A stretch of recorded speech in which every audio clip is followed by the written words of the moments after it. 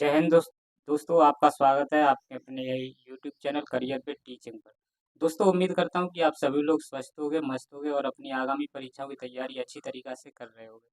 जो भी दोस्त इस चैनल पर पहली बार आया हो, इस चैनल को सब्सक्राइब करें जिससे कि हमारी आने वाली न्यू वीडियो का नोटिफिकेशन उसको सबसे पहले मिले। दोस्तों, वीडियो पर शुरू से अंत तक बने रहें। आज हम पढ़ने वाले हैं प्राचीन इतिहास। इससे पहले हमने इतिहास के जैसे कि मध्यकालीन इतिहास और आधुनिक इतिहास के बारे में पढ़ चुके हैं। आज पढ़ने वाले हैं प्राचीन इतिहास के बारे में। इससे पहले दोस्तों जो जो इससे पहले वाली वीडियो नहीं देखी है वो पहले उन सभी वीडियो को देखें, फिर उसके बाद प्राचीन इतिहास को देखें। तो दोस्तों वीडियो अपनी शुरू करते हैं, आपका ज़्यादा टाइम ना लेते हुए।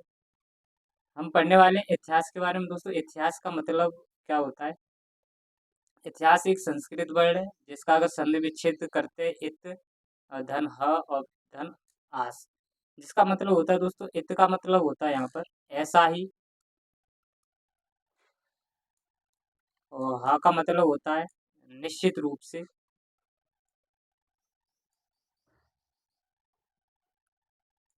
और आस आस का मतलब होता है यहाँ पर दोस्तों ऐसा हुआ था, ऐसा हुआ था। यानी इसकी अगर डेफिनेशन कंप्लीट मिला के अगर हम बनाएंगे तो आप कह सकते हो जो भी घटनाएं अतीत काल में निश्चित रूप से घटी हुई होती हैं उसको हम इतिहास कहते हैं। एक बार और आपको दोबारा से बता दे रहा हूँ, ऐसी घटनाएं जो अतीत काल में निश्चित रूप से घटी हुई होती हैं उसी को हम इतिहास कहते हैं। और इतिहास के जनक जो हैं वो हेरोडोटस है, और इन्होंने ही अपनी एक किताब लिखी थी हिस्टोरिका, जिसमें इस कंप्लीट इतिहास का एक क्रमबद्ध से इन्होंने वर्णन किया है हिस्टोरिका किताब बुक्स में, और ये आपके हेरोडोटस है। नेक्स्ट पॉइंट की बात करते हैं दोस्तों, इतिहास का जो विभाजन है, इतिहास के विभाजन की बात करते हैं तो इसके विभाजन तीन तरीके से हुए। पहला जो विभाजन है जिसमें प्राग ऐतिहासिक काल और का वर्णन किया गया, और दूसरा जो विभाजन है उसमें आद्य ऐतिहासिक काल का वर्णन किया गया है, और तीसरा है जो ऐतिहासिक काल का वर्णन किया है। यानी कि इतिहास के तीन तीन पार्ट हैं। इतिहास को तीन पार्ट में डिवाइड किया गया है, प्राग ऐतिहासिक प्री हिस्टोरिकल पीरियड, और आद्य ऐतिहासिक प्रोटो हिस्टोरिकल, और ऐतिहासिक यानी कि हिस्टोरिकल। प्राग ऐतिहासिक की बात करते हैं तो दोस्तों इसके कोई साक्ष्य नहीं है और ना ही ये लिखित प्रमाण, नहीं तो इसके लिखित प्रमाण मिले हैं। और आद्य इतिहास की बात करते हैं तो इसके साक्ष्य मिले हैं, लेकिन वो साक्ष्य है इस स्थिति में मिले हैं जिनको पढ़ा नहीं गया है, वो पढ़े नहीं जा सकते। और नेक्स्ट पॉइंट इतिहास में, ऐतिहासिक में जो हम पढ़ेंगे उसमें साक्ष्य मिले भी हैं और उनको पढ़ा भी गया है। इसी तरीके से दोस्तों इसी के इनके भी पार्ट अलग अलग डिवाइड हैं। प्राग ऐतिहासिक को अलग पार्ट में डिवाइड किया गया है और आद्य ऐतिहासिक को अलग पार्ट में, और ऐतिहासिक को अलग पार्ट में। तो सबसे पहले हम पढ़ने वाले हैं प्राग ऐतिहासिक यानी कि प्री हिस्टोरिकल। प्राग ऐतिहासिक को तीन पार्ट में डिवाइड किया गया है। सबसे पहले प्रापाषाण काल, और दूसरा मध्य पाषाण काल, तीसरा नवपाषाण काल। दोस्तों, पुरापाषाण काल को हम पॉलियोलिथिक भी पीरियड कहते हैं, और मध्य पाषाण काल को मेसोलिथिक भी बोलते हैं, और नवपाषाण काल को नियोलिथिक पीरियड भी बोलते हैं। पुरापाषाण काल की बात करते हैं तो पुरा को इंग्लिश में कहते हैं दोस्तों ओल्ड, और पाषाण जो होता है, पाषाण का मतलब होता है पत्थर, और इस पत्थर को इंग्लिश में बोलते हैं स्टोन, और काल यानी कि एज। तो पुरापाषाण काल को हम ओल्ड स्टोन एज के भी नाम से जानते हैं, और मध्य पाषाण काल को हम मिडिल स्टोन एज के नाम से भी जानते हैं, और जो नव्य पाषाण काल है इसको हम न्यू स्टोन एज के नाम से भी जानते हैं। क्वेश्चन आपसे पूछा जाता है दोस्तों, ओल्ड स्टोन एज किसे कहा जा सकता है? ऑप्शन में ये तीनों रहेंगे, तो आप इसको पुरापाषाण काल बता सकते हो। पुरापाषाण काल जो इसका अगर टाइम पीरियड की बात करते हैं, टाइम की, जो कि अज्ञात समय से लेकर इसको 10,000 बीसी तक माना गया है। 10,000 बीसी तक इसका टाइम टेबल टाइम बताया गया है। और मध्य पाषाण काल की बात करते हैं तो 10,000 बीसी से लेकर 4,000 बीसी तक इसको बताया गया है। जो मध्य पाषाण काल का समय काल है दोस्तों, वो 10,000 बीसी से लेकर 4,000 बीसी तक है। और नवपाषाण काल की हम बात करते हैं तो यह 4,000 बीसी से लेकर 2,500 बीसी तक है। इसी तरीके से हम पुरापाषाण काल के बारे में आपको डिस्कशन करेंगे, और मध्य पाषाण काल के बारे में भी बताएंगे, और नवपाषाण काल के बारे में ही बताएंगे। तो दोस्तों प्राग इतिहास के बारे में मैंने आपको बता दिया, वो तीन पार्ट में डिवाइड था। पुरापाषाण काल, मध्यपाषाण काल और तीसरा नवपाषाण काल। इसके इसके बाद जो सेकंड इतिहास इतिहास को सेकंड पार्ट में डिवाइड किया गया था वो आद्य ऐतिहासिक काल था, जिसे हम प्रोटो हिस्टोरिकल भी बोलते हैं। और आद्य ऐतिहासिक काल के बारे में बताते हैं तो दोस्तों आद्य आद्य ऐतिहासिक को हम दो पार्ट में डिवाइड करते हैं, जिसमें एक सिंधु घाटी सभ्यता को पढ़ेंगे और जिसे इंडस वैली सिविलाइजेशन भी कहा जाता है। और आद्य इतिहास को दूसरा पार्ट है जो कि वैदिक सभ्यता में इसको डिवाइड किया गया है। आद्य इतिहास को पहला पार्ट सिंधु घाटी सभ्यता में अलग डिवाइड किया गया है और वैदिक सभ्यता को अलग पार्ट में डिवाइड किया गया है। वैदिक सभ्यता को भी हम दो पार्ट में पढ़ने वाले हैं, एक ऋग्वैदिक काल और एक उत्तर वैदिक काल। ऋग्वैदिक काल जो कि दोस्तों 1500 से लेकर 1000 बीसी तक रहा था, और उत्तर वैदिक काल आपका 1000 बीसी से लेकर 600 बीसी तक रहा था। और अगर हम सिंधु घाटी सभ्यता की बात करते हैं तो दोस्तों इसका जो टाइम था वो 2500 बीसी से लेकर इसको इसको एक्चुअल में 1750 बीसी तक माना गया है। सिंधु घाटी सभ्यता का यह है, आपको आपको याद रखना, 2500 बीसी से लेकर 1750 बीसी तक इसका टाइम पीरियड माना गया है। अगर हम बात करते हैं नेक्स्ट दोस्तों ऐतिहासिक काल के बारे में, इतिहास का तीसरा पार्ट जो है दोस्तों वो ऐतिहासिक काल है, जिसमें ऐतिहासिक काल में हम मध्यकालीन पढ़ते हैं, मध्यकालीन भारत और आधुनिक भारत। मध्यकालीन जो कि 712 एडी से चला था, 1707 एडी तक रहा था। इस टाइम पर जो अरब अरब मुस्लिम आक्रमणकारी भारत में आए थे और औरंगजेब का जो अंतिम टाइम था उस टाइम तक के को हम मध्यकालीन भारत कहते हैं। और आधुनिक जो भारत है वो 1707 एडी से लेकर 1947 एडी तक माना गया। इस तरीके से दोस्तों मैंने आपको सबसे पहले बताया था प्राग ऐतिहासिक, और दूसरा बताया था जैसे कि हिस्ट्री को मैंने तीन पार्ट में डिवाइड किया था, प्राग ऐतिहासिक और दूसरा आद्य ऐतिहासिक और तीसरा आपका था ये ऐतिहासिक। और जो आपका प्राग ऐतिहासिक को भी हमने तीन पार्ट में बताया था आपको कि पहला पुरापाषाण काल, दूसरा मध्यपाषाण काल और तीसरा नवपाषाण काल। और इस आद्य ऐतिहासिक को हमने दो पार्ट में बताया आपको, एक तो सिंधु घाटी सभ्यता और दूसरा वैदिक वैदिक काल, इसके बारे में आपको बताया। और ये जो ऐतिहासिक के बारे में दोस्तों हम पढ़ चुके हैं, इस जिसमें मध्यकालीन भारत के बारे में पढ़ लिया और आधुनिक भारत के बारे में पढ़ लिया। अब इस इसके अगला वाला पॉइंट है कि आपने बीसी और एडी के बारे में आपने पढ़ा है, तो बीसी क्या होता है? बीसी की जब बात करते हैं तो इसकी फुल फॉर्म होती है बिफोर क्राइस्ट। बिफोर क्राइस्ट को हम दोस्तों क्या मानते हैं? ईसा मसीह के जन्म के पहले का हम टाइम मानते हैं बीसी। जैसे जैसे आपको बता देता हूँ कि जो ईसा मसीह का जो जन्म है वो माना गया है, वो जीरो जीरो वर्ष माना गया था, इसी को आधार वर्ष माना जाता है। अगर अगर दोस्तों हम इससे अगर हम जीरो से अगर इधर की बात करते हैं, 1 वर्ष आया होगा, 2 वर्ष आया होगा और 3 वर्ष आया होगा। इस तरीके से दोस्तों ये सिंधु घाटी सभ्यता चली थी इधर, 326 आया होगा कहीं ना कहीं, जब आपका सिकंदर यहाँ पर भारत पर आक्रमण करता है। तो इस तरीके को यानी कि ईसा मसीह का जो जन्म हुआ था उससे पहले का जो समय है दोस्तों उसको बीसी यानी बिफोर क्राइस्ट माना जाता है। और यह डिसेंडिंग ऑर्डर में होता है, यानी घटते हुए क्रम में होता है। यानी कि 326 के बाद 325, 325 के बाद 324, इस तरीके से दोस्तों तीन आया होगा, तीसरा वर्ष, दूसरा वर्ष, 1 वर्ष, यानी कि ये डिसेंडिंग ऑर्डर में होता है, यानी घटता हुआ क्रम में ये वर्ष होते हैं बिफोर क्राइस्ट के। तो यही वाला पॉइंट है दोस्तों कि बिफोर क्राइस्ट को हम इसको ईसा पूर्व भी कहते हैं, और यह एक डिसेंडिंग ऑर्डर को बताता है, और इसको हम बीसी बिफोर कॉमन एरा भी कहते हैं। और नेक्स्ट दोस्तों बात करते हैं हम एडी की। तो एडी की जो फुल फॉर्म है वो एनो डोमिनी है, जिससे हम ईसा मसीह के जन्म जन्म के बाद का समय मानते हैं। जैसे आपको मैंने दोस्तों बताया था कि ईसा ईसा मसीह जो थे उनके जन्म को हमने आधार वर्ष माना। अब इन इसके आगे जो वर्ष आएंगे, 1 2 3 4, इस तरीके से आगे दोस्तों 1947 भी आया होगा। इस तरीके से दोस्तों अभी यहाँ पर हमारा जो चल रहा है 2024 चल रहा है। तो इस तरीके से 1 वर्ष, 2 वर्ष और 712 आया होगा, 1000 आया होगा, 1500, 1500, इस तरीके से 1900, 1900, 1 2 3, 1947, आगे बढ़ते बढ़ते दोस्तों आज आ गया 2024, इसके आगे आएगा 2025, इस तरीके से दोस्तों आगे बढ़ता जाएगा। तो यह इस टाइम को हम दोस्तों ईसा मसीह के जन्म के बाद का टाइम मानते हैं। इसलिए हम इसको ईसवी भी कहते हैं, और ये असेंडिंग ऑर्डर में होता है, यानी कि बढ़ता हुआ क्रम होता है, बढ़ता हुआ। यह जो वर्ष होती हैं वो बढ़ते हुए क्रम में होती हैं। तो आपको याद रखना है 1 2 3 4 इस तरीके से धीरे धीरे 2024 ये वर्ष चल रहा है। तो ये बढ़ते हुए टाइम, जो बढ़ता हुआ समय होता है, उसको हम एडी यानी एनो डोमिनी कहते हैं दोस्तों। इसी को हम ईसवी कहते हैं, और यह असेंडिंग ऑर्डर में होता है, यानी कि बढ़ता हुआ क्रम। और इसको हम ईसीई भी बोलते हैं, कॉमन एरा।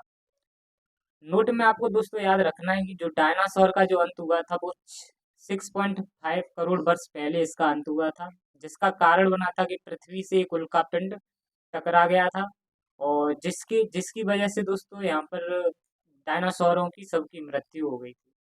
जब मानव विकास के बारे में हम पढ़ते हैं, तो मानव विकास किस तरीके से मानव का विकास हुआ था, तो मानव विकास के बारे में दोस्तों पहला सिद्धांत जो दिया था वो चार्ल्स डार्विन ने इसका पहला सिद्धांत दिया था, और जो जिन्होंने अपनी एक किताब लिखी थी 1859 में, जिसका नाम है origin of species. Origin of species में इन्होंने मानव विकास के बारे में बताया। डिसेंट ऑफ मैन मैन भी लिखी थी 1871 में। इसमें भी दोस्तों मानव के बारे में जिक्र किया गया है। यह जो चार्ल्स डार्विन जो थे वो इंग्लैंड के एक महान वैज्ञानिक रहे। इन्होंने किस तरीके से मानव का विकास बताया था, जिस चिंपांजी जब बंदर था कि चिंपांजी बना, किस तरीके से मानव आज का मानव आधुनिक मानव बना। तो इस तरीके से दोस्तों जो भी इन्होंने अपने ओरिजिन ऑफ स्पीसीज में बताया मानव विकास के बारे में, जो चार्ल्स डार्विन बात थे। अब बात करें दोस्तों नेक्स्ट पॉइंट की, आदि मानव का जन्म कैसे हुआ था। आदि का मतलब होता है दोस्तों शुरुआत, यानी आदि मानव का मतलब होता है, आदि का मतलब होता है शुरू, और मानव मतलब मनुष्य, यानी शुरुआत में किस तरीके का मनुष्य था, उसका जन्म किस तरीके से हुआ था वो मैं आपको बताऊंगा। आदि मानव का जन्म जो हुआ था 40 लाख वर्ष पूर्व हुआ था। और आदि का मतलब होता है शुरुआत, और शुरुआत में जो मानव थे वो किस तरीके से थे, तो दोस्तों शुरुआती के जो मानव थे उनको ऑस्ट्रेलोपिथेकस कहा गया, जो कि दक्षिणी अफ्रीका के मानव थे ये ऑस्ट्रेलोपिथेकस। और इनके जो कंकाल मिले, जीवाश्म मिले, उनसे उनकी एज निकाली गई, तो इसी के आधार पर जो मानव पहले जो मिले थे वो दक्षिण अफ्रीका के मिले, तो ऑस्ट्रेलोपिथेकस कहते हैं जिन्हें। और इसी तरीके से दोस्तों जावा जावा देशों में जावा मानव मिले थे। और इसी तरीके जो नेक्स्ट मानव हुए पैकिंग मानव। पैकिंग मानव यह दोस्तों इनके जीवाश्म चीन से मिले, इसलिए कहा जाता है कि चीन के एरिया में भी पैकिंग मानव रहा करते थे। और नेक्स्ट जो मानव जो कहलाए, उन मानव को नियंडरथल मानव कहा गया था। ये नियंडरथल जो मानव थे दोस्तों, ये जर्मनी में थे। और यह इनका जो विकसित रूप था दोस्तों वो क्रोमेगनोव था। क्रोमेगनोव जो मानव थे वो फ्रांस में पाए गए, फ्रांस में मिले थे। और जो दोस्तों क्रोमेगनोव जो मनुष्य थे, इन्हीं इनसे ही आगे आधुनिक मानव, जो हम तुम मानव जिस मानव के रूप हैं, तो वो आधुनिक मानव जो जहाँ से आए थे, जहाँ से पाए गए, जहाँ से मिले थे, तो वो उत्तरी अफ्रीका के मानव थे। और जिन्हें हम वैज्ञानिक नाम दिया गया, उन्हीं को हम होमोसेपियंस होमोसेपियंस कहते हैं। आधुनिक मानव की जो दोस्तों एक प्रजाति थी वो होमोसेपियंस थी, जो कि पामीर पामीर यानी उत्तरी अफ्रीका से आए थे। नेक्स्ट पॉइंट की बात करते हैं दोस्तों। आई होप, उम्मीद करता हूँ ये पॉइंट आपको समझ में आया होगा। और नेक्स्ट पॉइंट की हम बात करते हैं इतिहास को। हम इतिहास का एक पार्ट है प्राग ऐतिहासिक, इसके बारे में पढ़ने वाले हैं। प्राग ऐतिहासिक की जब बात करते हैं तो इस इसकी जो इसको थॉमसन ने इस काल को 3 भागों में बांटा था। किसने इसको 3 भागों में बांटा था? थॉमसन। थॉमसन ने दोस्तों प्राग ऐतिहासिक को 3 भागों में बांटा गया है। और पहला जो भाग था उसको पुरापाषाण काल कहा गया, और इसी को ओल्ड स्टोन एज भी कहते हैं। जो कि पाषाण काल का सबसे पहले जो कि पाषाण काल ये था, पुरापाषाण काल। पाषाण पाषाण काल का सबसे पहले जो अध्ययन किया था वो रॉबर्ट ब्रूस ने किया था। 1863 में इसका अध्ययन किया था।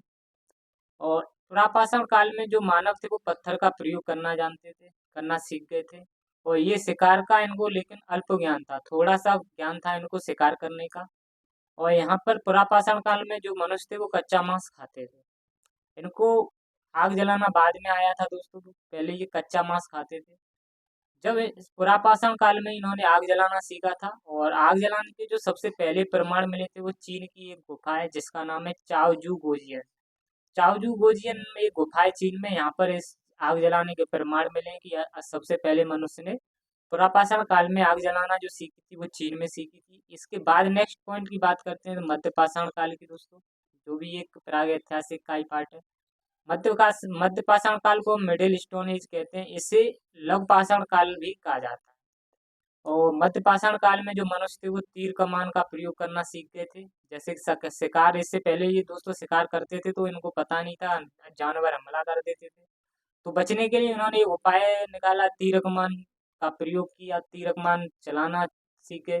तो इसी प्रकार इन्होंने शिकार का जो पूर्ण ज्ञान हुआ है ना मध्य पाषाण काल में हुआ था। और यहीं पर यह पशुपालन भी करना सीखे थे, जिसके साथ आदमगढ़ मध्य प्रदेश में मिले। और जो पालतू पशु इनका है, जो इन्होंने पालतू पशु कर बनाया था वो कुत्ता, और फिर बाद में घोड़ा को भी बनाया था। इसके जो साक्ष्य मिले थे वो बाज और राजस्थान में मिले पशुपालन के। और दोस्तों मध्य पाषाण काल में ही बर्तन बनाना सीखा था, जो कि वो जो सीखा था वो मिट्टी से बर्तन बनाना सीखा था। इसके साक्ष्य इलाहाबाद से मिले हैं। इलाहाबाद आपका उत्तर प्रदेश में है, जिसका अभी का नाम प्रयागराज है। नेक्स्ट तीसरा जो भाग है दोस्तों प्राग ऐतिहासिक का वो है नवपाषाण काल, जिसे न्यू स्टोन एज कहा जाता है। और नवपाषाण काल में मनुष्य कृषि करना पूरी तरीके से सीख गया था, एग्रीकल्चर सीख गया था, क्योंकि दोस्तों यह उस टाइम पर खानाबदोश हुआ करते थे। और खानाबदोश क्या होता है कि एक जगह से दूसरी जगह पर इनको जाना रहता था। तो इस तरीके से ये लोग घूमते घूमते अपना कहीं ना कहीं ये लोग सीख गए थे। जैसे कि कोई इनके पास बीज या हुआ गेहूं वगैरह कोई दाना हुआ तो ये फेंक देते थे, और कहीं जब दूसरी जगह खाना खाने के लिए जाते थे अपना फूल पत्ती जो भी किसी तरीका से, जैसे जो दोस्तों एक फल होता है जो कि पहाड़ों में यानी कि जंगलों में मिलता है, जिसको हम बोलते हैं कंद, कंद फल एक वो होता है। तो इस तरीके से ये कंद कंद फल वगैरह ये लोग खाते थे। तो जब ये कहीं न कहीं जब वो देखते थे कि कोई ना कोई पौधा निकल रहा है, तो इस तरीके से इन्होंने सीखा था कि ये पौधा भी निकलता है, तो इस तरीके से ये कृषि कृषि करना भी सीखे थे। और दोस्तों नवपाषाण काल में यह पूजा भी करना सीखे थे। यहीं पर इन्होंने पहिए का आविष्कार किया था। नेक्स्ट पॉइंट की बात करते हैं, इस काल से छोटे पत्थर जिन्हें माइक्रोलिथ कहते हैं, इसका सबसे ज्यादा प्रयोग किया था। माइक्रोलिथ क्या होता था दोस्तों, यह जब शिकार करते थे तो यह मतलब कि अपना एक पत्थरों का जो इन्होंने रूप दिया था वो पतले टाइप से, यहाँ नुकीले पत्थरों का प्रयोग करना सीख गए थे। उसी को हम माइक्रोलिथ बोलते हैं। माइक्रो मतलब छोटे से छोटे नुकीले पत्थर बनाना इन्होंने सीखे थे। और यहाँ पर तांबे की खोज हुई थी नवपाषाण काल में, और यहीं पर शिल्प का प्रयोग करना सीखे थे, यानी कि सजावट करना सीख गए थे घरों की दोस्तों। जो सजावट करना सीखे थे वो ये लोग नवपाषाण काल में सीखे थे। मनुष्य ने सबसे पहले जो खोजा था जो कि तांबा था, एक धातु थी। सबसे पहले जो मेटल खोजी थी इन्होंने तांबा। और फिर एक दोस्तों कांसा खोजा, इसको मिश्र धातु बोलते हैं। फिर इसके बाद दोस्तों लोहे को जाना इन्होंने। नेक्स्ट बात करते हैं दोस्तों पाषाण काल के कुछ प्रमुख स्थल। पाषाण काल में कौन कौन से प्रमुख स्थल रहे। कृषि के लिए बात करते हैं दोस्तों, जो कि कोल्डी हवा है। कोल्डी हवा जो प्रयागराज में। कृषि में इन्होंने सबसे पहले धान की भूसी के साक्ष्य मिले हैं कोल्डी हवा प्रयागराज में। और मेहरगढ़ पाकिस्तान में भी दोस्तों कुछ साक्ष्य मिले हैं कृषि के। और मानव मानव खोपड़ी के खास साक्ष्य जो हैं वो हथनौरा मध्य प्रदेश में मिले थे। चित्रकला के जो साक्ष्य थे वो भीमबेटका मध्य प्रदेश में मिले। और औजार किस तरीके से जो बनाए थे इन लोगों ने मिर्जापुर में, इनके इसके साक्ष्य मिले। उत्तर प्रदेश में आपका मिर्जापुर पड़ता है। नेक्स्ट पॉइंट की बात करते हैं दोस्तों, सिंधु घाटी सिंधु घाटी सभ्यता का परिचय बताने से पहले मैंने आपको बता दूं एक बार, प्राग ऐतिहासिक के बारे में हम पढ़ रहे थे, यानी प्री हिस्टोरिकल के बारे में, जिसमें हमने जिसमें हमने दोस्तों आपका पुरापाषाण काल पढ़ चुके, मध्य पाषाण काल पढ़ चुके और नवपाषाण काल, ये तीनों के बारे में बता दिया प्राग ऐतिहासिक में। अब हम आद्य इतिहास के बारे में आपको प्रोटो स्टोरी के बारे में दोस्तों बताएंगे, सिंधु घाटी सभ्यता का परिचय बताते हुए। सिंधु घाटी सभ्यता की बात करते हैं तो इसके जो अन्य नाम थे, तो इसको हम हड़प्पा सभ्यता भी कहते हैं, हड़प्पन सिविलाइजेशन भी कह सकते हो इंग्लिश में। और यहाँ पर जब तक कांसे की खोज हुई थी, इसलिए इसको कांस्य सभ्यता भी कहा जाता है। और सिंधु घाटी सभ्यता में पहला नगर था हड़प्पा। तो हड़प्पा एक पहला नगर था जो कि खोजा गया था, इसलिए इसको प्रथम नगरी सभ्यता भी कहा जाता है। और यह जो सभ्यता थी वो सरस्वती नदी पर स्थित थी, इसलिए इसको सरस्वती सभ्यता भी कहा जाता है। नेक्स्ट बात करते हैं दोस्तों, ये आपकी हड़प्पा हड़प्पा सिविलाइजेशन है, कुछ इस तरह से आपको दिख रहा है। और यह सिंधु घाटी सभ्यता थी पूरी कंप्लीट। इंडस वैली इसको सिविलाइजेशन कहते हैं। जब पहली बार 1826 में चार्ल्स मैसन ने इसको खोजा था, सिंधु घाटी सभ्यता की जब बात कर रहे हैं दोस्तों, 1826 में चार्ल्स मैसन ने इसको खोजा था। और 1856 में पहली बार कनिंघम ने इसका सर्वेक्षण किया था, क्योंकि दोस्तों 1853 में रेल की पटरियां बिछना स्टार्ट हो गई थी। तो इस तरीके से ये पूरे क्षेत्र में अपनी पटरियां बिछा रहे थे, तो इसीलिए इनको एक नगर ये मिला, हड़प्पा नगर मिला था। तो दोस्तों इन्होंने जब पटरी बिछाना स्टार्ट की थी, तो कहीं ना कहीं इनको ईंटों के कुछ साक्ष्य मिले थे। और इस तरीके से दोस्तों ईंट के एक साक्ष्य मिला, इसलिए और खोदते गए।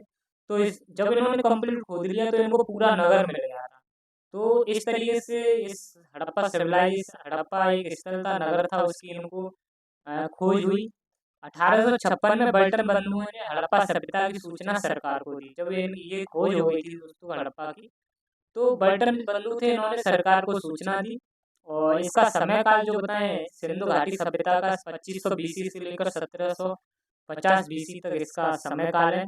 और इसमें सबसे प्राचीन नगर जो था, सबसे प्राचीन सिंधु घाटी सभ्यता का सबसे प्राचीन नगर था वो भेड़डांगा दोस्तों, एक जगह है जो कि हरियाणा में पड़ती है। और यह सबसे प्राचीन नगर है, जिसको 2014 में खोजा गया है। और कहा जाता है कि 7500 बीसी पुराना है। इतना पुराना दोस्तों इसको भेड़डांगा एक नगर है जो हरियाणा में पड़ता है, ये सबसे ज़्यादा पुराना है। और इसकी जब क्षेत्रफल की बात करते हैं सिंधु घाटी सभ्यता की क्षेत्रफल की, तो यह दोस्तों 13 लगभग आप कह सकते हो 13 लाख वर्ग किलोमीटर इसका क्षेत्रफल है। और आकार की आप बात करते हैं तो यह त्रिभुजाकार आकार है इसका। आप देख सकते थे दोस्तों इस तरीके से सिंधु घाटी सभ्यता थी, तो ये कहीं ना कहीं ट्रायंगल का शेप ले रहा था। और उस टाइम पर जो समाज था दोस्तों वो मातृ सत्तात्मक था। खैर आज तो पैट्रियार्कल हो गया है, यानी पितृसत्तात्मक हो गया। इससे पहले जो था वो मातृ सत्तात्मक था। और इसकी जो लिपि थी वो भाव चित्रात्मक थी। भाव चित्रात्मक दोस्तों कह सकते हो आप, इसको ना भाव के चित्र से जो भाव निकलते थे उस तरीके के हम आप कह सकते हो, जो इसकी लिपि थी वो भाव चित्रात्मक थी। क्योंकि उस टाइम पर लिखा तो जाता नहीं था, एक चित्र से जो भाव निकलता था उसी से हम समझ सकते हैं कि ये भाव क्या है। इसी तरीके से आप कह सकते हो इसकी जो लिपि थी भाव चित्रात्मक थी। पूजा जो इस टाइम पे होती थी वो पशुपति की होती थी, और मातृ देवी को उर्वरता की देवी कहा जाता था। और नेक्स्ट हम बात करते हैं दोस्तों सिंधु घाटी सभ्यता की। इनका जो पवित्र पशु था वो कुगड़ वाला बैल था। पवित्र जो पशु की बात करते हैं तो वो कुगड़ वाला बैल था। इनका व्यवसाय जो था वो आयात निर्यात का व्यवसाय रहता था, इम्पोर्ट या एक्सपोर्ट का इनका निर्यात रहता था। और नेक्स्ट बात करते हैं दोस्तों सिंधु घाटी सभ्यता जो थी वो 2 टीलों में विभाजित थी। 2 टीलों की बात करते हैं दोस्तों, जब जो सिंधु घाटी सभ्यता थी तो वो नीचे एक एक टीला नीचे रहता था और एक टीला ऊपर रहता था। तो ऊपर जो टीला रहता था यहाँ पर दोस्तों जो उस सभ्यता का जो मेन लीडर होता था, जिसके पास पावर होती थी, तो उसकी फैमिली और उसके परिवारजन इस ऊंचे वाले टीला पर रहते थे, और नीचे वाले जो टीला था इस पर श्रमिक लोग रहा करते थे। इस तरीके से सिंधु घाटी सभ्यता में 2 टीले आप कह सकते हैं। नेक्स्ट पॉइंट की बात करते हैं, लेकिन जो धोलावीरा था वो 3 टीलों में विभाजित था। धौलावीरा जो जगह है दोस्तों वो 3 टीलों में विभाजित क्यों क्यों था, क्योंकि एक तो ऊपर था एक नीचे था और बीच में भी एक टीला था। जो यह बीच में एक टीला था यह दोस्तों सुरक्षा का इनका सुरक्षा की एक दीवार लिया हुआ करती थी धोलावीरा में, इसलिए यह तीनों टीला में विभाजित थी। नेक्स्ट हम बात करते हैं दोस्तों सिंधु घाटी सभ्यता में जो भारत में कुछ जगह कुछ स्थल हैं, तो उनके बारे में आपको बता देता हूँ। जैसे जम्मू कश्मीर में मांडा मांडा जो स्थित है वो चेनाब नदी पर स्थित है नॉर्थ में। और वेस्ट में बात करते हैं सुध कांगड़ोर, अभी पाकिस्तान पड़ता है, वो जो कि दास नदी में स्थित है। और ईस्ट की बात करते हैं पूर्व की, तो यूपी में आलमगीरपुर है जो कि हिंडन रिवर पर स्थित है। और दोस्तों दहमाबाद है साउथ का सिंधु घाटी सभ्यता का एक पार्ट, जो कि दहमाबाद महाराष्ट्र में। यह प्रवरा नदी है, गोदावरी की सहायक नदी है। तो ये दोस्तों मांडा हो गया, सुतकांगड़ोर और आलमगीर और दहमाबाद, यह सिंधु घाटी सभ्यता के प्रमुख एक स्थल हैं जो कि अपने भारत में पड़ते हैं। सिंधु घाटी सभ्यता के अगर हम कुछ सभ्य स्थल के बारे में बात करते हैं, कौन कौन से स्थल हैं और किस नदी पर स्थित हैं और किस तरीके से इनके जो संस्थापक किसने खोजा था, उसके बारे में हम बात करते हैं आपको।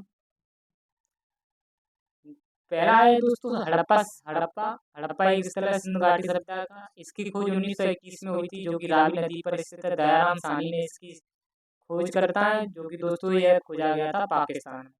और दूसरा है दोस्तों मोहनजोदड़ो मोहनजोदड़ो की खोज हुई 1922 में, सिंधु नदी पर स्थित है। राखाल दास बनर्जी इसके खोज करता है पाकिस्तान में। दोस्तों यह मोहनजोदड़ो भी स्थित है। नेक्स्ट चन्नूदड़ो दोस्तों बात करते हैं, इसकी खोज 1934 में हुई, सिंधु नदी पर यह भी स्थित है। और मजूमदार इससे खोज करता है, पाकिस्तान में यह खोजा गया था। नेक्स्ट पॉइंट की बात करते हैं धोलावीरा की खोज 1967 से 68 तक चली थी। लूनी नदी पर यह स्थित है। RS बिष्ट ने दोस्तों इसको खोजा था गुजरात में, जो कि भारत में एक यह स्थल है। और लोथल की बात करते हैं, लोथल 1954 में इसको खोजा गया था, भोगवा नदी पर स्थित है। SR राव खोज करता है और गुजरात में इसको खोजा था। दोस्तों नेक्स्ट बात करते हैं हम बनावली बनावली 1974 में इसकी खोज हुई थी। ध्वस दती यानी सरस्वती का पुराना नाम ध्वस दती था, और इसको RS बिष्ट ने खोजा था हरियाणा में। और कालीबंगन दोस्तों नेक्स्ट पॉइंट की बात करते हैं, कालीबंगन जो कि घग्गर नदी पर स्थित है। और राजस्थान में इसकी खोज हुई 1953 में, और अमलानंद घोष ने की थी इसकी, BK थापर ने इसकी खोज की थी। और दोस्तों 1960 में भी हुई थी इसकी खोज, थोड़े कुछ साक्ष्य मिले। नेक्स्ट है रोपड़ एक सतलज रिवर पर स्थित है, पंजाब में है दोस्तों। 1953 में इसकी खोज हुई थी बाईडी शर्मा के द्वारा। राखीगढ़ी दोस्तों एक सिंधु घाटी सभ्यता का स्थल है, जो कि घग्गर नदी पर स्थित है, हरियाणा में इसकी खोज हुई 1963 में। सुरकोटदा दोस्तों 1964 में होती है, सादिको नदी इस पर स्थित है, गुजरात में इसकी खोज हुई थी। JP जोशी इसके खोज करता है। अन्य स्थल की बात करते हैं दोस्तों, अदर प्लेस पाकिस्तान में एक अमरी है, कोटदीजी है और गडेरी वाला है। यह गडेरी वाला जो है दोस्तों ये सबसे बड़ा स्थल है पाकिस्तान का। पाकिस्तान में सबसे बड़ा स्थल है पाकिस्तान में गडेरी वाला। और इससे पहले दोस्तों मैंने आपको बता दिया था, इससे पहले आपने पॉइंट ये समझे होंगे। नेक्स्ट की पॉइंट की बात करते हैं दोस्तों, हरियाणा में एक जगह बालू और भगवानपुरा है, मीना स्थल है, कुणाल है। यह दोस्तों इम्पोर्टेंट है हड़प्पा सभ्यता के। राजस्थान में बलाथली और करड़ापुरा है, यह दो स्थान राजस्थान के प्रमुख हैं। और गुजरात में देसलपुर, पबमथ और कुंतासी, रोजदी और रामपुर, यह गुजरात के प्रमुख दोस्तों सिंधु घाटी सभ्यता के स्थल है। उत्तर प्रदेश में सनौली है और हुल्लास है। आइए दोस्तों उम्मीद करता हूँ ये आपको पॉइंट समझ में आए होंगे। और दोस्तों कुछ नगर थे जिसके बारे में एक स्पेशली हम पढ़ेंगे, जैसे हड़प्पा था जो कि पहला खोजा गया नगर था। यह दोस्तों 5 किलोमीटर की परिधि में फैला था हड़प्पा। और यह ग्रिड पद्धति से बनने वाला पहला नगर था। ग्रिड पद्धति की हम जब बात करते हैं तो दोस्तों ग्रिड पद्धति जो होती है वो आप कह सकते हैं जैसे कि ये आपकी रोड है, और ये जो रोड है दोस्तों यहाँ पर ये जो घर थे, तो इन घरों का जो फेस था, घरों का जो गेट होता था, तो वो रोड की तरफ खुलता था। रोड की तरफ उसका गेट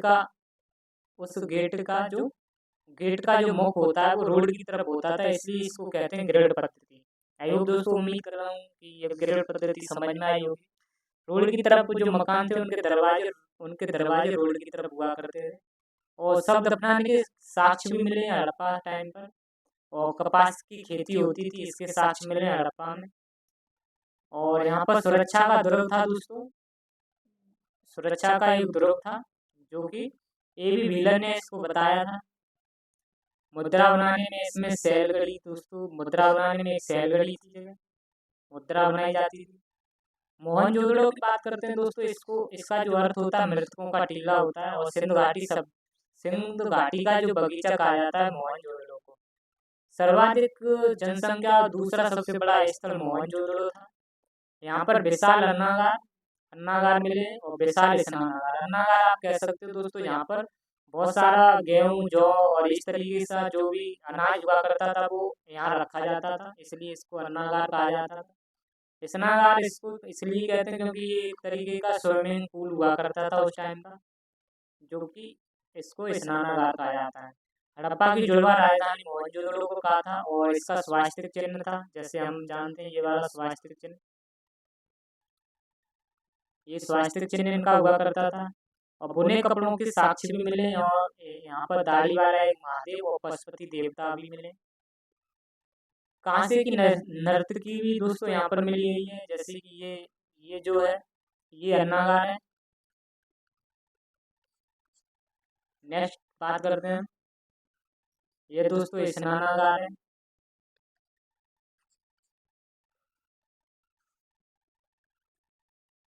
और ये दोस्तों दाढ़ी वाले शिव जी, मैंने आपको बताया था अभी ऊपर वाले पॉइंट में, ये दाढ़ी वाले शिव जी हैं जो यहाँ पर ही मिले हैं, दाढ़ी वाले महादेव। ये वाला आपको समझ में आया होगा पॉइंट।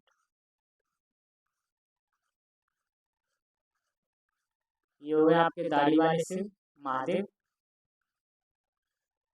और दोस्तों मैंने ये पॉइंट आपको पढ़ाया था, जो ये है ये कुबड़ वाला सांड है, ये कुबड़ है, इसके कुबड़ वाला सांड है ये दोस्तों, और ये है कांसे की नर्तकी।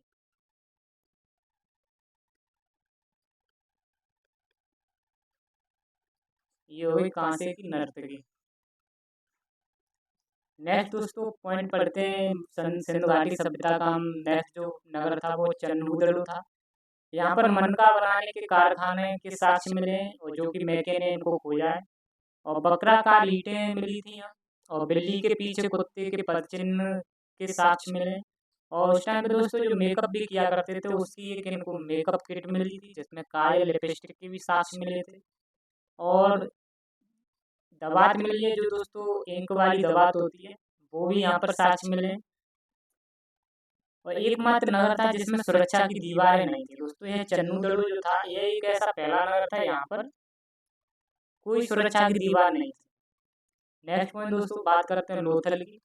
लोथल को हम लघु मोहनजोदड़ो कहते हैं, और यहाँ पर सफाई के प्रति सजग लोग थे। यहाँ पर दोस्तों सफाई के प्रति बहुत लोग सजग थे लोथल में। लोथल एक दोस्तों जगह सिंधु घाटी सभ्यता का एक नगर है गुजरात में दोस्तों, जो और यह व्यापारिक एक नगर था। यहाँ पर बंदरगाह के साक्ष्य मिले, जो बंदरगाह था उसको गोदीवाड़ा कहा गया। और घोड़े की हड्डियों के भी साक्ष्य मिले, शतरंज के खेल के साक्ष्य मिले, जैसे हम चेस कहते हैं। और 3 मुगल समाधि भी मिली थी दोस्तों, और यहाँ पर हाथी दांत से बनी मेसोपोटामिया की मोहर भी मिली थी। मेसोपोटामिया में दोस्तों एक इजिप्ट की एक सभ्यता थी, जैसे जैसे हम इजिप्ट की एक सभ्यता कहते हैं, यह भी इसके सिंधु घाटी सभ्यता के समकालीन एक सभ्यता थी। नेक्स्ट हम बात करते हैं दोस्तों इजिप्ट, इसका अभी का नाम आप कह सकते हो, इजिप्ट अभी का नाम है, और इसका जिसे हम मिस्र भी कहते हैं, मिस्र की सभ्यता में मेसोपोटामिया। इस टाइम पर दोस्तों जो मेसोपोटामिया की सभ्यता थी और अपने सिंधु घाटी सभ्यता थी, तो इन लोगों के आपस में व्यापार भी हुआ करते थे। यहाँ पर दोस्तों चावल के भी छिलका मिले, उनके साक्ष्य मिले, और इसको हड़प्पा सभ्यता का मैनचेस्टर भी कहा जाता था। किसको हड़प्पा सभ्यता का मैनचेस्टर कहा जाता था? लोथल को। और दोस्तों नेक्स्ट जो नगर था वो कालीबंगन था, जिसका अर्थ होता है काली चूड़ियाँ। कालीबंगन में जुते हुए खेत और चूड़ियों का साक्ष्य मिला है, और यहाँ पर लकड़ी का हाल मिला है कि दोस्तों यहाँ पर लोग बाग जो थे वो खेती भी क्या करते थे, हल से अपने खेतों को जोता करते थे। इसलिए आप कह सकते हैं यहाँ पर लकड़ी का हल मिला था। और 7 हवन कुंड भी मिले थे दोस्तों, यहाँ ऊँट की हड्डियाँ मिली और भूकंप के साक्ष्य मिले थे। लोग इससे जानते थे दोस्तों कि पहले भी भूकंप आते थे और उससे अवगत थे लोग भी। नेक्स्ट पॉइंट है धौलावीरा दोस्तों। धौलावीरा में जल प्रबंधन व्यवस्था अच्छी थी, वाटर मैनेजमेंट जिसे कहते हैं। दोस्तों जब धौलावीरा जो नगर था यहाँ पर कभी भी बारिश ज़्यादा हो जाती थी तो इनका वाटर मैनेजमेंट इतना अच्छा था कि पानी कभी भी नगर में भरता नहीं था। वो उसके लिए नालियाँ एकदम विस्तृत क्रमबद्ध रूप से बनाई गई थी। इसलिए जल प्रबंधन व्यवस्था का बहुत बढ़िया व्यवस्था थी, मैनेजमेंट थी धौलावीरा में। और यहाँ पर सुनामी का भी साक्ष्य मिला है। और सुरकोटरा में दोस्तों घोड़े और हाथी और भेड़िया की हड्डियों के साक्ष्य मिले। और पत्थर की किलेबंदी यहाँ पर थी, पत्थर से चारों तरफ जो किलेबंदी होती है वो किलेबंदी थी। नेक्स्ट बात करते हैं बनावली। और बनावली में दोस्तों हम हाथी दांत और कंगी और जौ के दाने यहीं के साक्ष्य यहाँ मिले, हाथी के दांत के और कंगी और जौ के दाने के यहाँ साक्ष्य मिले। नेक्स्ट दोस्तों वैदिक सभ्यता के बारे में पढ़ते हैं। मैंने आपको बताया था प्राग ऐतिहासिक के बारे में हमने बोल दिया दोस्तों, प्री हिस्टोरिकल। और दोस्तों और आद्य ऐतिहासिक के बारे में हमने बता दिया, जिसको हम प्रोटो हिस्टोरिकल कहते हैं पीरियड। आद्य ऐतिहासिक के बारे में दोस्तों मैंने आपको सिंधु घाटी सभ्यता को बताया था। आद्य ऐतिहासिक में सिंधु घाटी सभ्यता है और एक वैदिक सभ्यता है। तो मैंने सिंधु घाटी सभ्यता के बारे में आपको जितने भी पॉइंट इंपॉर्टेंट है वो बता दिया। अब हम बताने वाले हैं आपको वैदिक सभ्यता के बारे में। वैदिक सभ्यता को मैंने आपको बताया था, इसको 2 पार्ट में पढ़ने वाले हैं। वैदिक जो सभ्यता थी इसको एक पूर्व वैदिक काल कहा जाता है, जिसमें दोस्तों ये जो पूर्व वैदिक काल वैदिक सभ्यता थी इसमें क्या हुआ था, वेदों को लिखा गया था, इसलिए इसको वैदिक सभ्यता कहते हैं। वेदों का लिखना, इसलिए इसको वैदिक सभ्यता कहा जाता है। पूर्व वैदिक काल था, इसका जो टाइम टेबल था दोस्तों 1000 ईसा पूर्व था। और यह ऋग्वेदिक काल का था, इसको हम ऋग्वेदिक काल भी कहते हैं। 1500 से लेकर 1000 BC तक यह चला था। और उत्तर वैदिक काल की जब बात करते हैं तो इसका टाइम टेबल था 1000 से लेकर 600 ईसा पूर्व तक। और उत्तर वैदिक काल में दोस्तों लोहे का उपयोग होने लगा था। और लोहे का उपयोग ही कहीं ना कहीं आप कह सकते हो कि भारत में जो क्रांति लाया था वो लोहे का प्रयोग ही दोस्तों क्रांति लाया था। नेक्स्ट बात करते हैं दोस्तों, आज जो ये लोहे लोहे था इसने दोस्तों पूरी दुनिया की ना एक दिशा चेंज कर दी थी। लोहे का जो उपयोग किया गया था, अगर इसका उपयोग की बात करते हैं तो अंतरजी खेड़ा में इसके साक्ष्य मिले जो कि एटा में पड़ता है। और नेक्स्ट पॉइंट की बात जब हम करें दोस्तों, नेक्स्ट पॉइंट की बात करते हैं हम, यहाँ पर दोस्तों आर्यों का आगमन हुआ था। आर्यों का आगमन हुआ है दोस्तों। आर्यों ने जो इस व्यवस्था, आर्यों का जो मतलब होता है, आर्यों का मतलब होता है श्रेष्ठ, सबसे बड़ा। तो आर्यों ने यहाँ पर आए थे आर्य इसी टाइम पर। तो आर्यों ने दोस्तों इस व्यवस्था को जन्म दिया था। यह जो वैदिक सभ्यता चली थी, वैदिक सभ्यता का जो जन्म हुआ है वो दोस्तों आर्यों ने इस व्यवस्था को जन्म दिया था। आर्य शब्द का सबसे पहले प्रयोग 1853 में मैक्स मूलर ने इसका प्रयोग किया था, आर्य का। और नेक्स्ट बात करते हैं हम, आर्य का अर्थ जो होता है वो ज्येष्ठ होता है, इसको हम बड़ा कहते हैं। और जो आर्य आए थे दोस्तों उनमें अलग अलग इतिहासकार रहे, उन्होंने अपने अलग अलग मत दिए कि आर्य कहाँ से आए। जो मैक्स मूलर एक थे जिन्होंने कहा था कि जो आर्य थे वो मध्य एशिया से आए थे। और एडवर्ड मेयर थे, एडवर्ड मेयर ने कहा था यह पामीर का पठार यानी कि तिब्बत का पठार जिसे हम कहते हैं, तिब्बत से ये लोग आए थे। और पेन का और हर्ट ने कहा ये जर्मनी से आए थे यार। और दयानंद सरस्वती ने इनको कहा तिब्बत से ये आए थे। और गाइस ने कहा कि ये लोग हंगरी से आए थे। और तिलक जी ने कहा था दोस्तों ये उत्तरी ध्रुव से आए थे।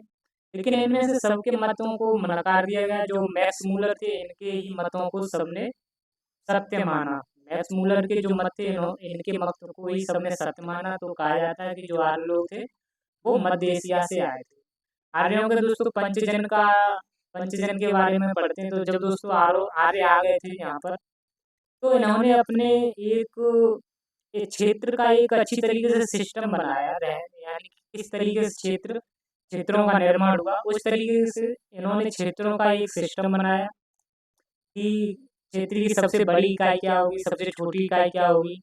इस तरीके से इन्होंने एक व्यवस्था बनाई, जो कि दोस्तों सबसे छोटी जो इकाई थी इनकी, वो कुल थी। जब दोस्तों कुल आपस में जब कुल का मतलब होता है छोट फैमिली, एक तरीके से सबसे छोटी जो इकाई थी कुल, कुल का जो मतलब था वो फैमिली। जब कुल यानी कि जब फैमिली मिल-मिलकर जब बड़ी बन जाएँगी, जब फैमिली मिलेंगी आपस में तो कहीं न कहीं एक ग्राम बना लेंगी, ग्राम बना लेंगी और यही गाँव जब आपस में जब मिल जाएँगे सब, तो और बड़ा क्षेत्र हो जाएगा जिसको हम विश्व कहते थे, जिसको विश्व कहा गया था। और इससे बड़ी इकाई दोस्तों जन कहलाई और जो सबसे बड़ी इकाई थी वो नेशन की, उसको राष्ट्र कहा गया। ये सबसे बड़ी इकाई थी, फिर इनके जो पंचजन थे वो जन थे, देश थे, ग्राम था और कुल था। ये सबसे छोटी इकाई थी। और पूर्व वैदिक काल की विशेषता की हम बात करते हैं तो दोस्तों इनके जो आर्य थे ये मांसाहारी थे कि शाकाहारी थे। तो कहा जाता है कि ये सर्वाहारी थे, यानी कि ये ओमनिवोरस थे, मांस भी खाते थे, शाकाहारी भी थे कुछ। और इनका जो खाद्य पदार्थ था वो करब था। करब क्या होता था तो दोस्तों ये जौ और गेहूँ का एक दलिया होता था। जौ गेहूँ को मिलाकर जो बनता था वो दलिया बनता था, उसको करब कहा जाता था। और यवांगू को दोस्तों जौ का दलिया कहा गया था। जो यवांगू हुआ तो करता था उसको जौ का दलिया कहा जाता था। और जो आर्य थे वो यव यव जो था इनका टाइम, यव जो कहते थे वो जौ को यव कहते थे। और धनव को दोस्तों धनव ये लोग मरुस्थल से कहते थे। और अगन्य गाय को कहते थे। गाय को यानी कि ना मारे जाने योग्य है, ना मारे जाने योग्य यह पशु है, जिसको यह अगन्या कहते थे। और पारावत दोस्तों ये समुद्र को कहते थे। और बैकनाट बैकनाट ये सूदखोर को कहते थे। सूदखोर कौन होता था? जो ब्याज पर रुपए को देता था उसको यह बैकनाट कहते थे। और उर्वरा या कृषि भूमि को कहते थे, जहाँ पर कृषि की जाए उस भूमि को। और सुरा सोमरस दोस्तों यह पवित्र पेय को कहते थे, जिससे जिसे ये त्याज्य पदार्थ है। यानी कि ये दोस्तों कहते थे ये देवताओं का एक रस है, जो कि देवताओं के लिए, इसलिए सोमरस को ये पवित्र पेय कहा कहते थे। इन्हीं के टाइम पर दोस्तों ये जो बप्ता होता था, बप्ता यह लोग नाई को कहते थे। और वस्त्र जो पहनते थे ये सूत और ऊन के दोनों को मिलाकर वस्त्र पहनते थे, मृगचर्म भी कहा जाता है। इन लोगों की आर्य की जो भाषा थी वो संस्कृत भाषा थी। नेक्स्ट हम बात करते हैं दोस्तों ऋग्वैदिक काल के टाइम पर जो नदियाँ थी, क्योंकि दोस्तों पूर्व वैदिक काल को हम ऋग्वैदिक काल भी कहते हैं। दोनों का सेम नाम है, ऋग्वैदिक काल या पूर्व वैदिक काल, बाद का उत्तर वैदिक काल हुआ है। ऋग्वैदिक काल में जो या पूर्व वैदिक काल में जो नदियाँ थी उनका पुराना नाम बताते हैं। काबुल जो नदी थी दोस्तों, इसका कुंभा नाम था। और अभी की जो सिंध नदी है इसको सिंध या हिरव कहा जाता था। और झेलम जो नदी है उसको वितस्ता कहा गया। और स्वात जो नदी है इसको सुबस्तु कहा गया था। चिनाब को नदी को आस्किनी कहा गया था।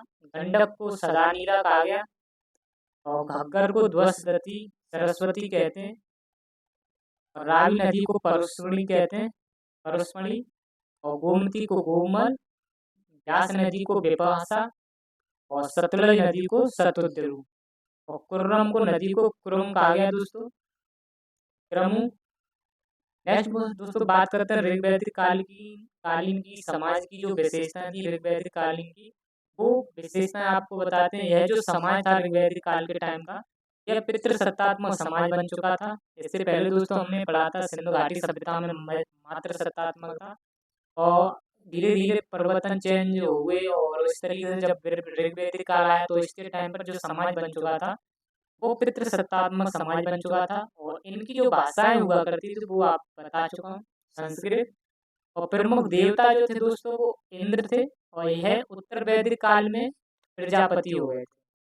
उत्तर वैदिक काल जब टाइम आया तो इनके जो देवता थे वो प्रजापति हो गए थे। और पूर्व वैदिक काल में ये इंद्र थे। तो जिसके साक्ष्य भोग आज कोई अभिलेख से मिलते हैं, जो कि तुर्क देश में। और कसी अभिलेख से मिलते हैं ईरान में। और ये लोग भक्षी थे, जिसको शाकाहारी मांसाहारी मिलाकर भक्षी कहा जाता है। इसी टाइम पर दोस्तों ऋग्वेद लिखा गया। ऋग्वेद के बारे में जिक्र करते हैं। ऋग्वेद जो था इसमें आर्य शब्द का 33 बार वर्णन किया गया है और इंद्र का 250 बार मंत्रों का प्रयोग किया गया है और अग्नि शब्द का दोस्तों 200 बार प्रयोग किया गया है ऋग्वेद में। विष्णु का 100 बार और शिव जी का 3 बार। उस टाइम पर क्योंकि दोस्तों ऋग्वेदिक काल के टाइम पर जो देवता मैन मानते थे, ये लोग इंद्र को देवता मानते थे। और सिंध नदी दोस्तों हिरणी भी कहा जाता है जिसको, इसका 55 बार वर्णन किया गया है। यमुना नदी का दोस्तों 3 बार वर्णन किया गया है और गंगा नदी का मात्र 1 बार वर्णन किया गया है।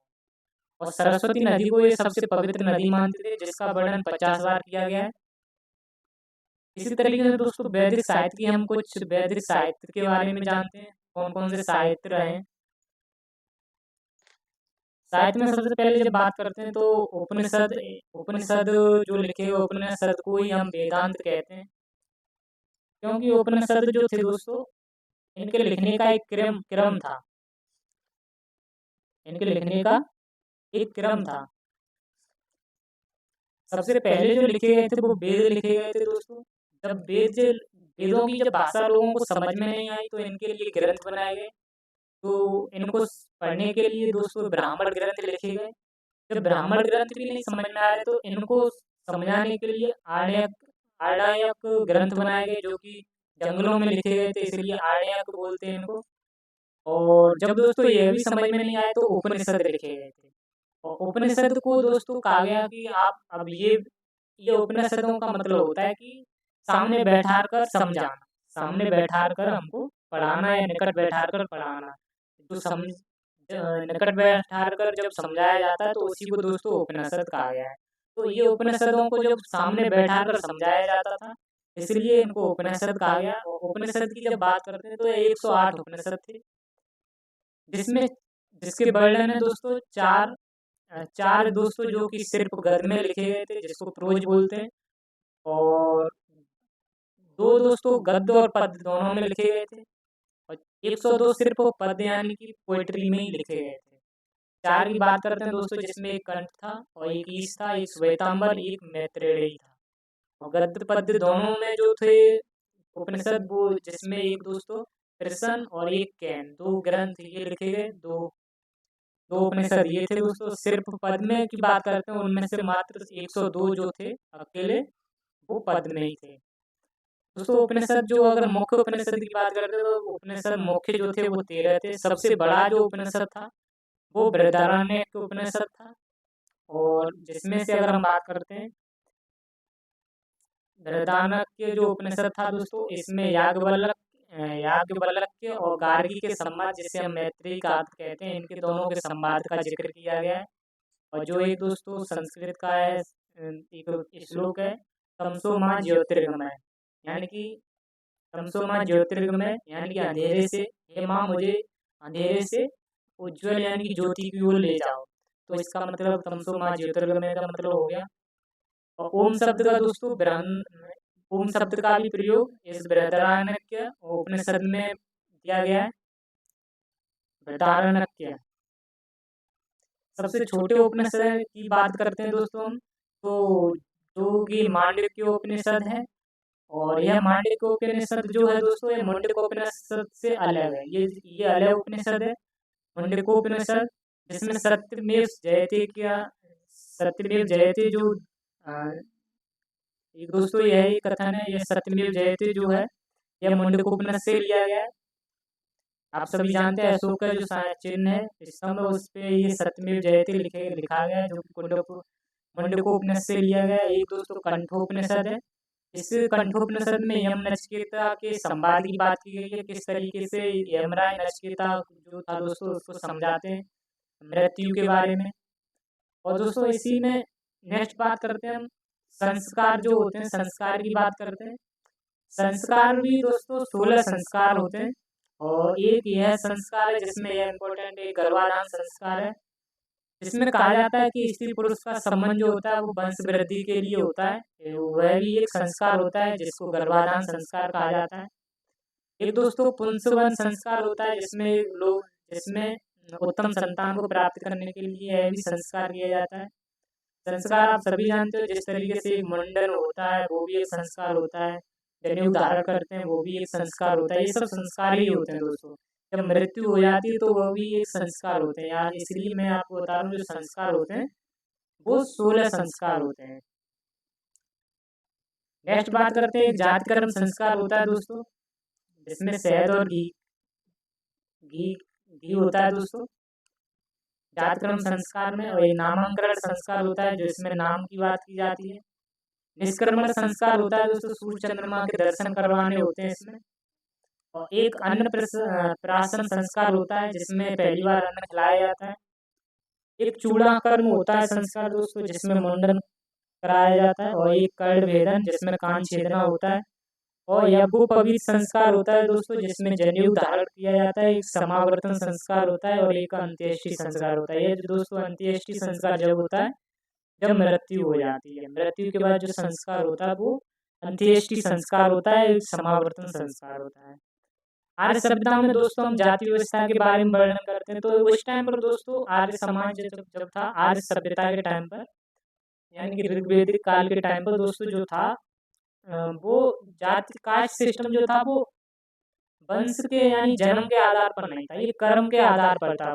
जिस तरीके से आप कर्म करोगे वो ही आपकी जाति होगी, इसको जाति व्यवस्था कहा गया। ये कर्म के आधार पर आपको बताऊं किस तरीके से इन्होंने 4 पार्ट में डिवाइड किया गया था। और आर्यों के टाइम पर दोस्तों पर्दा प्रथा भी नहीं थी और ना ही तो बाल विवाह था और ना ही इस टाइम पर दोस्तों कोई छुआछात मानता था। आज के टाइम पर ये चीज़ थोड़ी थोड़ी रह गई है, पर्दा प्रथा बाल विवाह देखो। और 15 जब आर्य सभ्यता थी उस टाइम पर ये कुछ नहीं था। इसी टाइम पर ऋग्वेद दोस्तों लिखा गया। ऋग्वेद की जब बात करते हैं तो संकलन करता जो इसके थे वो कृष्णदेव देपायन वेदव्यास जी थे। संकलन करता है यानी कि दोस्तों जो ऋग्वेद थे वो एक इधर उधर जब कहा जाता है कि पूर्व में जब पहले ऋग्वेद जो था इधर उधर जब हो गया था तो इसका एक सही क्रम जो लगाया था वो कृष्णदेवपायन वेदव्यास जी ने लगाया था, इसलिए इनको संकलन करता कहा जाता है। ऋग्वेद में 8 मंडल होते हैं और अष्टक होते हैं 8 दोस्तों, शाखा इसकी 5 होती हैं। और इसमें सूत्र जो होते हैं वो 1028 होते हैं और जो मंत्र होते हैं वो इसमें 10,532 होते हैं। जिसमें दोस्तों सूक्त या सूत्र को 1017 में बांटा गया और 11 में बांटा गया। 1017 उसको साकल बोलते हैं और 11 उनको बाल खिलने बोलते हैं। इसमें ऋग्वेद में दोस्तों 1.5 लाख शब्द दिए गए और इसको ऋग्वेद को पढ़ने वाले को होत्री या होता कहा जाता है। और इसमें जो 10 मंडल है उसके तीसरे मंडल में गायत्री मंत्र का वर्णन किया गया जो कि सूर्य के लिए समर्पित है। और इसमें ऋषि विश्वामित्र और यह जो गायत्री मंत्र है वो ऋषि विश्वामित्र द्वारा लिखा गया है। इसके चौथे मंडल में कृषि का वर्णन किया गया है और जिससे पृथ्वेन्यु पुरुष के बारे में पता चला है। चौथे मंडल में पृथ्वेन्यु पुरुष के बारे में पता चला है जो कि पहला एक कृषि किसान हुआ करता था, जो इंजीनियर किसान हुआ करता था वो पृथ्वेन्यु हुआ करता था। उसका वर्णन चौथे मंडल में बताया गया। यह भारत का पहला कृषि इंजीनियर था जिसका वर्णन चौथे मंडल में मिलता है। और 7वां जो मंडल था दोस्तों उसमें दशरथ युद्ध का वर्णन किया गया है जो कि ऋषि वशिष्ठ थे और राजा सुदास विजयी हुए, जिसमें इनके साथ एक विश्वामित्र जी और थे। विश्वामित्र यानी कि ये कहा जाता है दोस्तों यह ऋषियों का एक युद्ध था, ऋषियों का युद्ध था इसलिए इसको दशरथ युद्ध कहा गया था। और जिसमें सुदास जी का जो साथ दिया था वो वशिष्ठ जी ने दिया था और नेक्स्ट वो विश्वामित्र जी ने दिया था। नेक्स्ट पॉइंट की बात करते हैं। इसके 8वें मंडल में हस्तलिखित रचनाओं के बारे में वर्णन दिया गया है जिसे खिल कहा जाता है। 9वें मंडल में दोस्तों सोमगो देवता के बारे में जिक्र किया गया है। प्रत्येक मंडल का जो मंत्र था वो अग्नि देवता के नाम से शुरू होता था। और 10वें मंडल में दोस्तों जाति व्यवस्था का वर्णन किया गया है, किस तरीके से जातियों को अलग अलग पार्ट में डिवाइड किया गया था। जाति व्यवस्था को ही दोस्तों चातुर्स्य वर्ण व्यवस्था कहा गया था और पुरुष सूक्ति में इसको कहा गया है।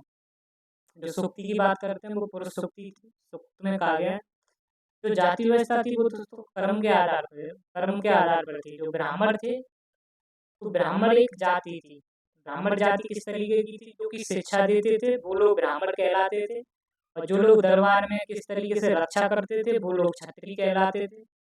और जो लोग व्यापार करते थे वो वैश्य कहलाते थे। और जो दोस्तों स्वयं के जो कार्य करता थे, जो कारीगर थे, मैकेनिकल जो थे, आर्टिक आर्टिसियन जो थे, वो शूद्र कहलाते थे। कहीं न कहीं दोस्तों जब यह जो चार जाति थी, ब्राह्मण, क्षत्रिय और वैश्य और शूद्र, कभी-कभार तो एक ही घर में चारों लोग मिल जाते थे। चारों लोग एक ही घर में मिल जाते तो कहते थे कि एक ही घर में 4 जाति के लोग रहते हैं। तो ये तो बाद में इसको इसको जन्म के आधार पर दोस्तों बनाया गया है जाति प्रथा को, नहीं वरना इससे पहले तो कर्म के आधार पर ही जाति थी। ये आधुनिक समाज ने इसको जाति से जोड़ दिया है, यानी कि वंश से जोड़ दिया है इसको, वरना ये दोस्तों पहले कर्म के आधार पर थी। जो जैसा कर्म करता था, उसको वैसे ही कास्ट बोली जाती थी। इनके जो कर्तव्य धर्म सूत्र में बताए गए हैं दोस्तों, इनके क्या-क्या कर्तव्य होने चाहिए वो धर्म सूत्र में बताए गए हैं। प्रथम बार जो वर्ड का उल्लेख किया गया है वो पुरुष सूक्ति में मिलता है। जो जाति का जो वर्णन किया गया है वो पुरुष सूक्ति में मिलता है। और ऋग्वेद को दोस्तों समझने के लिए इसका इसका उपवेद बनाया गया है जिसको आयुर्वेद कहते हैं।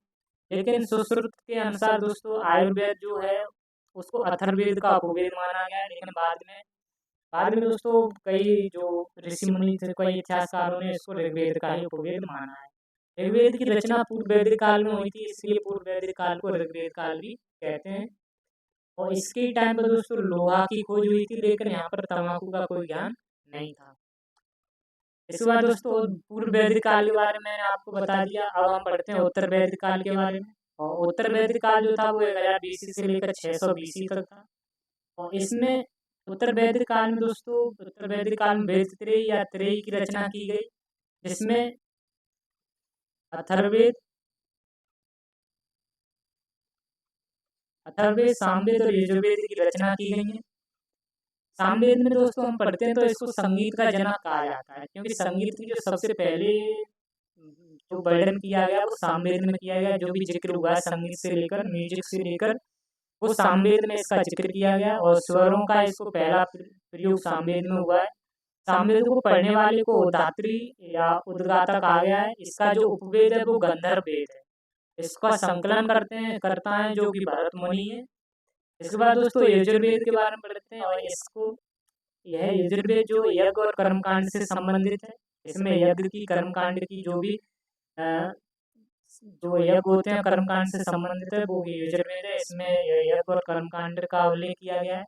और गद्य पद्य दोनों का वर्णन दोस्तों यजुर्वेद में कहा गया है, जो जिसे हम चंपू काव्य कहते हैं। इसको पढ़ने वाला अदरव्यू होता है, अदरव्यू कहलाता है। इसका यो उपवेद है दोस्तों धनुर्वेद है। इसके संकलनकर्ता जो हैं विश्वामित्र जी हैं। और अथर्ववेद की बात करते हैं तो ये सबसे लोकप्रिय वेद है। इसको ब्रह्मावेद भी कहा जाता है। और यह सबसे नया वेद है, इसलिए इसको ब्रह्मावेद कहा जाता है।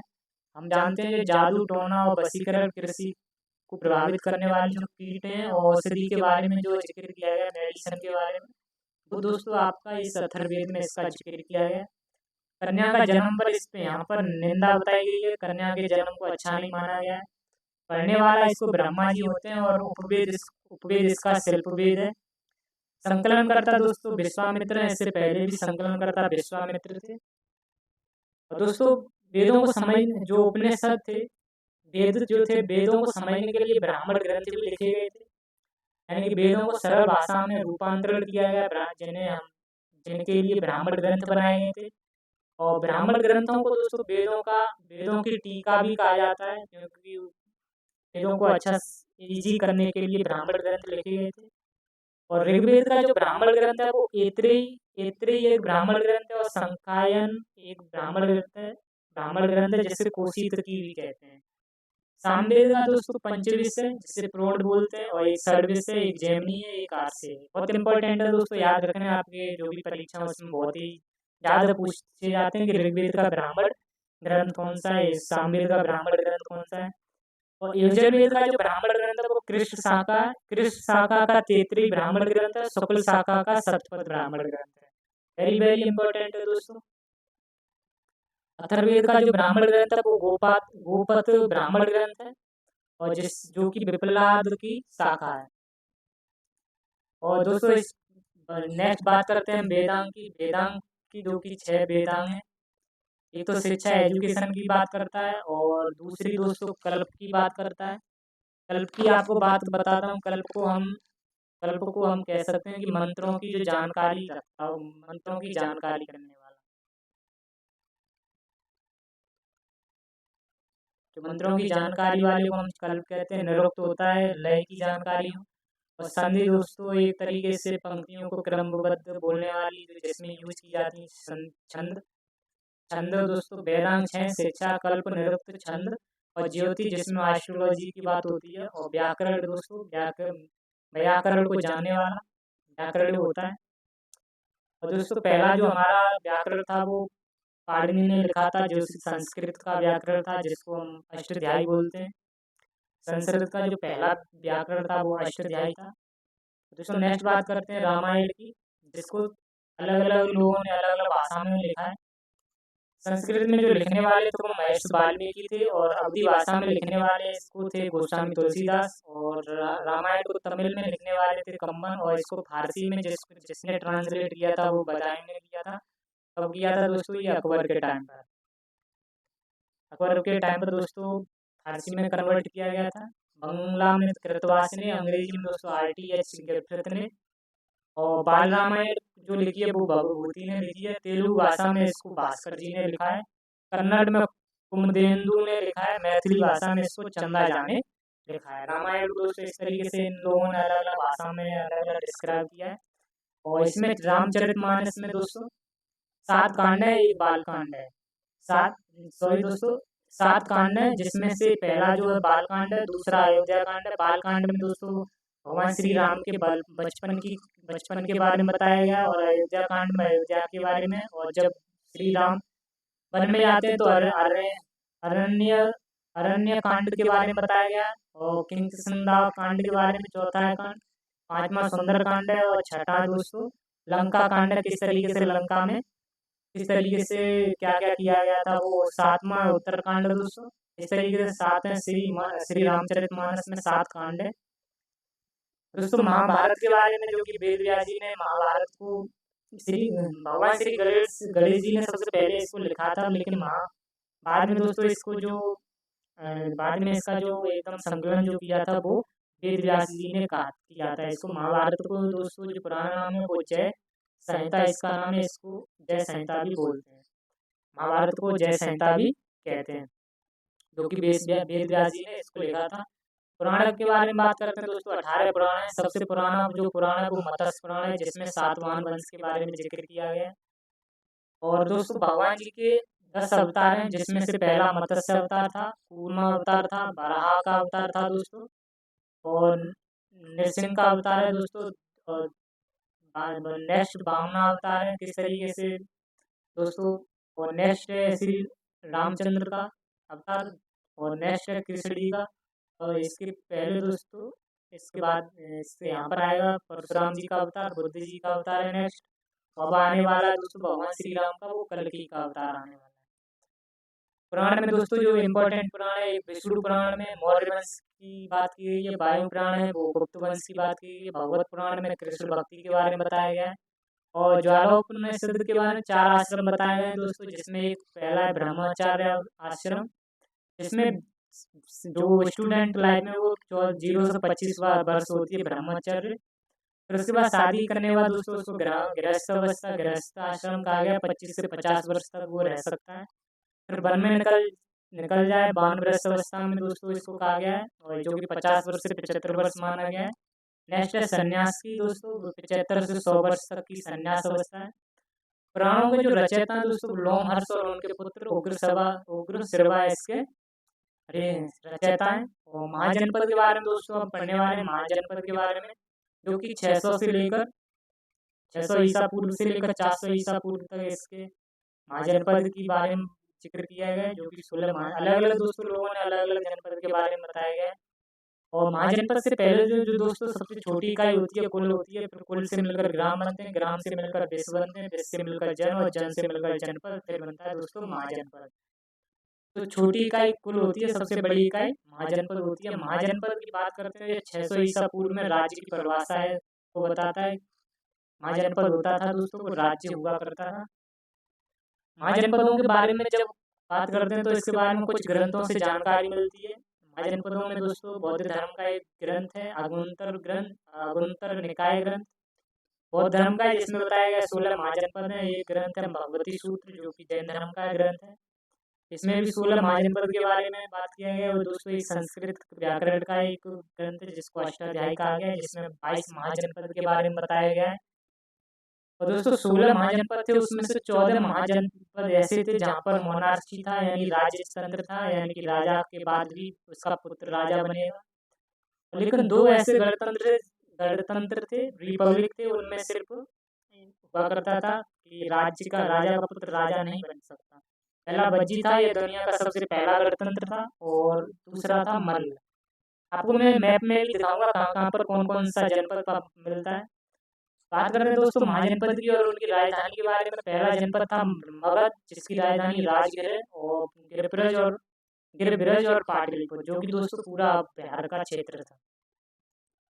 नेक्स्ट था अंग दोस्तों, इसकी राजधानी चंपा थी, जो कि मालिनी नदी के पास स्थित थी। और तीसरा जनपद था कौशल, सरयू नदी के स्थित, जिसकी राजधानी साकेत और श्रावस्ती थी। और नेक्स्ट जनपद अवंती था, जिसकी राजधानी उज्जैन और महेशमती थी। चौथा था नेक्स्ट था गांधार, जिसकी राजधानी तक्षशिला थी। और नेक्स्ट था काशी, जिसकी राजधानी वाराणसी थी, जहाँ के राजा अश्वसेन के पुत्र थे, 30वें तीर्थंकर बने। राजा अश्वसेन के पुत्र 30वें तीर्थंकर थे जो दोस्तों, जो कि वाराणसी से ही थे। पांचाल की राजधानी थी अक्षित्र और काम्पिल्य, जो कि गंगा के 2 भाग थे दोस्तों।